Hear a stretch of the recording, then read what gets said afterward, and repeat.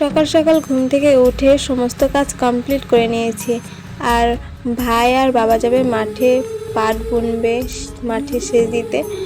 আর এদিকে দেখছি মেশিনের কিছু একটা প্রবলেম হয়েছে, তার জন্য মিস্ত্রি এসেছে মেশিনটা ঠিক করার জন্য। কিছু একটা বাবা আনেনি, এনেছিল আগের দিন, কিন্তু কিছু একটা মিস করে গেছিলো, জানি না কি। সেটা আবার ভাইকে বাজারে পাঠালো আনার জন্য।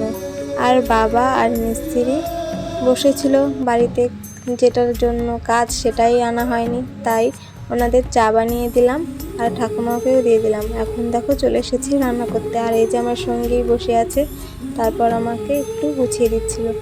এদিকে বাবা আবার যাবে তেল দিতে মাঠে, কোন জমিতে জানি না। ভাই আবার জল ভরে দিচ্ছিল ড্রামে। তো রান্না বান্না করে সমস্ত কাজ কমপ্লিট করে চলে এসেছি। ঠাকুমার জন্য দুধটা রাখি, তাই ওটা গরম করে রাখলাম, না হলে নষ্ট হয়ে যেতে পারে, যা গরম পড়ে।